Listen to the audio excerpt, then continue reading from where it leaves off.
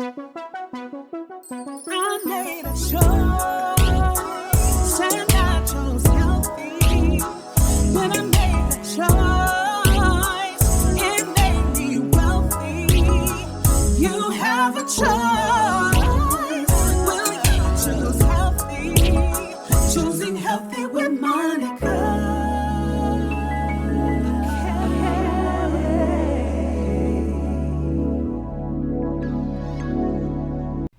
Hello everyone, welcome to Choosing Healthy with Monica Akerele. I am so excited to be here. I know. I've been MIA for a while, but guess what? I am back. So before we get into it, go ahead and hit the like button, hit the subscribe button if you haven't already. And when this is done, please share this with your friends and family. All right, so let's get into it. So I have been MIA. I have been on this journey, just working on myself. Before I left, I was really focused on sharing with you about choosing healthy, what choosing healthy is, what are some ways that you can integrate more self-care into your life that will impact your overall health, your mental health, all that good stuff. Being a licensed social worker in my field, it is very important for me. Self-care is essential. It is in fact, a part of our ethics as social workers to make sure that we take care of ourselves. In fact, it is Social Work Month, so I do want to say happy Social Work Month to all of my fellow social workers that are out there really making an impact in your community. I just want you to know I am proud of you. Keep doing what you're doing to impact lives, supporting our clients with their mental health, just being in every facet of society. Thank you for what you do. It does not go unnoticed, and I appreciate you. All right. So where have I been? So I thought that it was very important that if I'm going to be talking to you about choosing healthy, that I need to practice what I'm preaching, right? And so, of course, you guys have seen me go through my journey of where I lost over 60 pounds, almost 70 pounds actually, during the pandemic and beyond. And after the pandemic was kind of going on, over and everything, I kind of went into this period where my life shifted for me. And so I had experienced a number of some health complications, and I began to have back pain, very terrible back pain, to the point that it was almost debilitating, to where it was very hard to go up steps. It was hard to walk long distances. It would hurt when I sit down. It hurt when I stand up. And I was just like, what is going on? And so I would be honest and tell you that during that time, it was impacting even my mental health, and my motivation was definitely zapped, because just to move hurt. And so I decided, you know what, enough is enough. And I went to, at first I went to the emergency room. And they told me, you know what, go to an orthopedic specialist and see if they can, find out what is going on, get to the root cause of what's causing this pain. And so I did just that. I was referred to an orthopedic specialist, and they did a number of different tests on me. They did a CT scan, they did an MRI. And what was discovered is that I had fibroid tumors, huge fibroid tumors in my uterus. And, of course, funny enough, when I was pregnant with my son, my baby son, my youngest, my OBGYN told me that I had some fibroid tumors, but that they were so small that I didn't have to worry about it. In fact, I was pregnant with them. They were in the uterus at the time. My son was in my uterus. And so she was like, don't worry about it. It's all good. So I was like, okay. So I put that behind me. I didn't even think about it anymore. I gave birth to my son and went on with my life. And here we are almost 13 years later. Well, actually at that time it was 12 years later. I began to experience this pain. And so that was the furthest thing in my mind. Fibroid tumors was the last thing I was thinking about.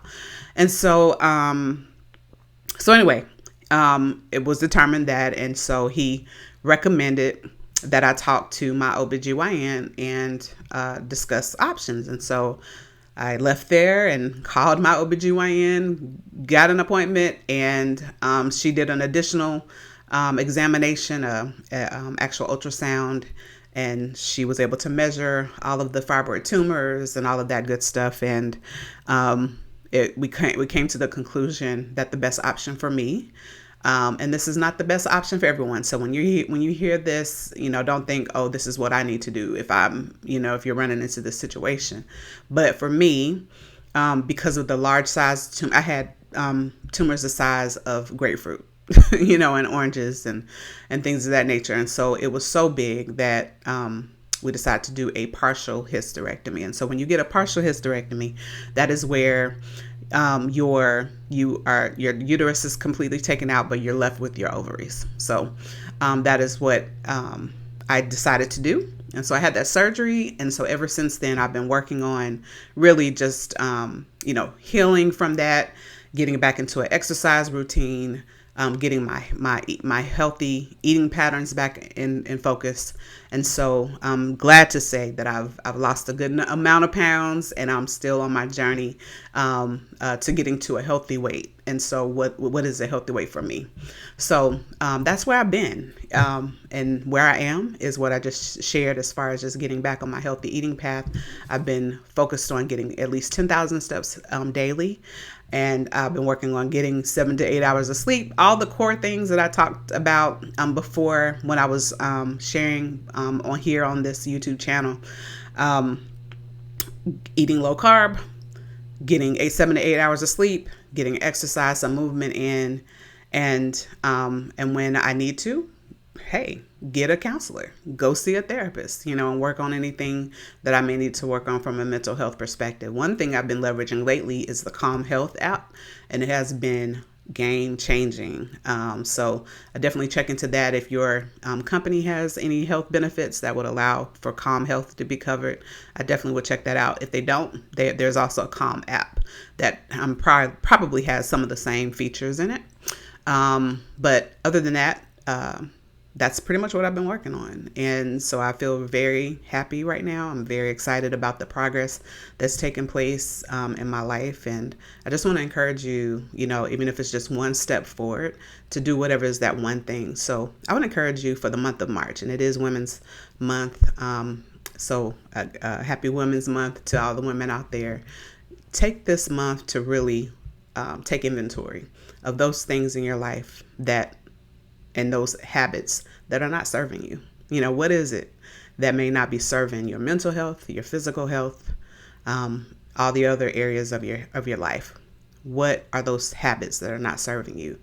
And when you take inventory and you see those things that are not, remove them, step by step, even if you just start with one thing. So maybe for me, like one thing that I did when I got back started on my journey, I decided, you know what? I'm doing away with all of those high calorie, drinks. And I'm just going to drink water. I'm just going to drink black coffee. I'm just going to drink, black tea, And so that's something that I decided to do with myself, for myself, that would definitely serve my health. And I've definitely seen so many changes, even in my skin. My skin has cleared up. I feel like my hair is growing and, just really flourishing. And so that's just one step. And so whatever is that one step that you can do for yourself that can serve your goals, I encourage you to do that. Well, I'm going to leave it there. I am going to be posting a blog post that's in honor of my big mom, that I want to highlight her for Women's Month. In fact, she's Women's History for me. She is definitely the epitome of a strong woman. She was definitely a strong Black woman, and she really motivated me as it relates to what I do in the health space. She experienced a heart attack and a stroke. But even in spite of that, she lived to be 96 years old. She completely changed her diet, and she lived a healthy life up until the day that she died. And so I dedicate the blog posts, even this my whole YouTube channel, to her memory. May God bless you, Big Mama. I love you forever. Well, thank you guys for listening. And like I said, I look forward to bringing more content that will be empowering for you, that will motivate you to choose healthy daily. Take care and God bless. Choosing healthy with Monica.